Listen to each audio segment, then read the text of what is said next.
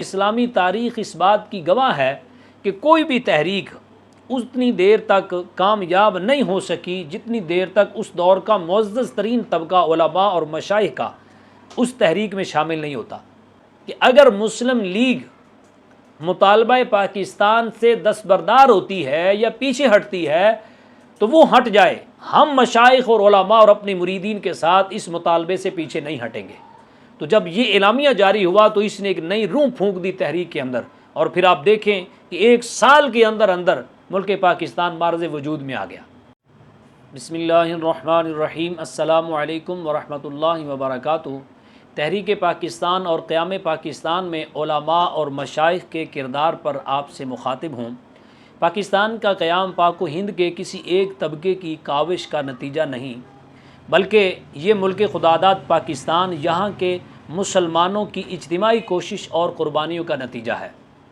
آزادی حاصل کرنے کے لیے جہاں عدالتوں سے وکلاء نکلے، کھیتوں سے کسان نکلے، کارخانوں سے مزدور نکلے، سکولوں اور کالجوں سے طلباء نکلے، وہاں مساجد اور مدارس سے کثیر تعداد میں علماء بھی نکلے، اور خانقاہوں سے بہت بڑی تعداد مشائخ کی نکل کر میدان عمل میں آتی ہے، اور سب نے مل کر یہ نعرہ لگایا، لے کے رہیں گے پاکستان، بن کے رہے گا پاکستان۔ اور یہ صرف نعرہ نہیں لگایا، بلکہ اس نعرے کو شرمندہ تعبیر کرنے کے لیے کسی قربانی سے دریغ نہیں کیا۔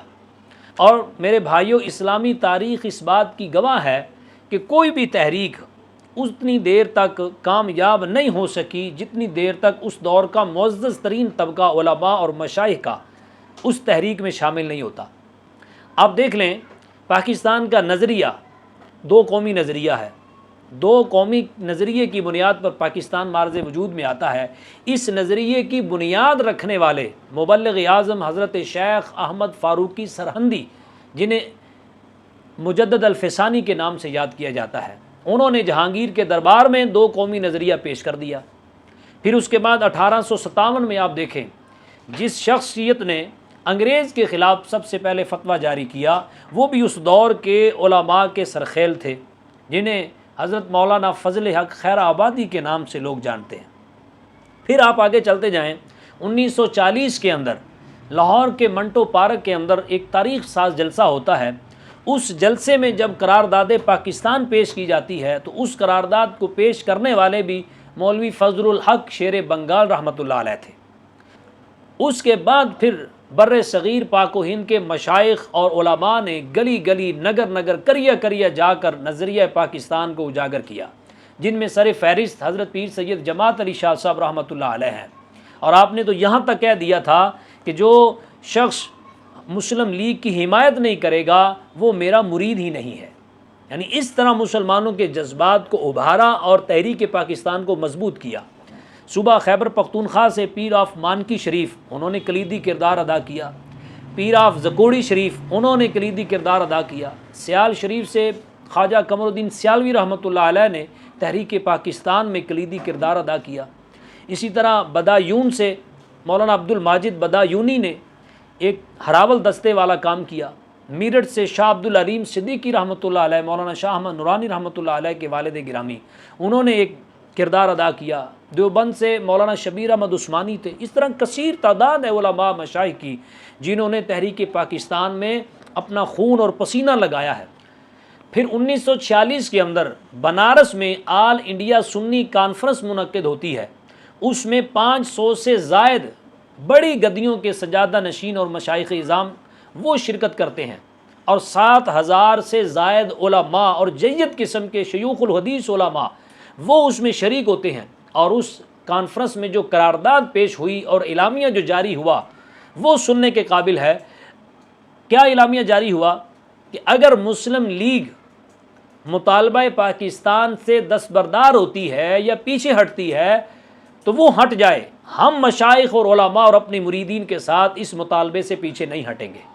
تو جب یہ اعلامیہ جاری ہوا تو اس نے ایک نئی روح پھونک دی تحریک کے اندر، اور پھر آپ دیکھیں کہ ایک سال کے اندر اندر ملک پاکستان معرض وجود میں آ گیا۔ کہ اگر مسلم لیگ مطالبہ پاکستان سے دستبردار ہوتی ہے یا پیچھے ہٹتی ہے تو وہ ہٹ جائے، ہم مشائخ اور علماء اور اپنی مریدین کے ساتھ اس مطالبے سے پیچھے نہیں ہٹیں گے۔ تو جب یہ اعلامیہ جاری ہوا تو اس نے ایک نئی روح پھونک دی تحریک کے اندر، اور پھر آپ دیکھیں کہ ایک سال کے اندر اندر ملک پاکستان معرض وجود میں آ گیا کہ اگر مسلم لیگ مطالبہ پاکستان سے دستبردار ہوتی ہے یا پیچھے ہٹتی ہے تو وہ ہٹ جائے، ہم مشائخ اور علماء اور اپنے مریدین کے ساتھ اس مطالبے سے پیچھے نہیں ہٹیں گے۔ تو جب یہ اعلامیہ جاری ہوا تو اس نے ایک نئی روح پھونک دی تحریک کے اندر، اور پھر آپ دیکھیں کہ ایک سال کے اندر اندر ملک پاکستان معرض وجود میں آ گیا۔ تو انہی بزرگوں کی محنتوں، کاوشوں اور قربانیوں کا نتیجہ ہے کہ آج ہم آزاد ملک میں آزادی سے سانس لے رہے ہیں۔ تو جہاں 14 اگست کو ہم طوفان بدتمیزی بپا کرتے ہیں سڑکوں پر، تو میری یہی گزارش ہے نوجوانوں سے کہ ہم وہاں پر علماء اور مشائخ کو بھی یاد کریں، اور خصوصاً علماء سے میری گزارش ہے کہ آپ 14 اگست کو جہاں ملی نغمے، ہماری بدقسمتی ہے کہ ملی نغمے بھی ہوتے ہیں، گانے بھی ہوتے ہیں، پھر ڈانس بھی ہوتا ہے، پھر ترانے بھی ہوتے ہیں، پھر سڑکوں پر ایک عجیب قسم کا شور اور غل ہوتا ہے، ہلہ گلہ ہوتا ہے، عریانی اور بے حیائی اور فحاشی کا بازار عروج پر ہوتا ہے۔ تو ہمیں چاہیے ہم مدارس میں، مساجد میں، محراب و منبر سے اپنے علماء اور مشائخ کی قربانیوں کو یاد کریں، اور قوم کو یہ بتائیں کہ ہمیں ملک پاکستان تحفے میں دینے والے اور امانت دینے والے مشائخ ہم سے یہ مطالبہ نہیں رکھتے تھے۔ اللہ تعالی ہمارے مشائخ اور علماء کی قبروں پر کروڑ ہار رحمتوں کا نزول فرمائے۔ اللہ تعالیٰ میرے ملک پاکستان کی حفاظت فرمائے۔ آمین۔ والسلام علیکم ورحمۃ اللہ وبرکاتہ۔ پاکستان زندہ باد۔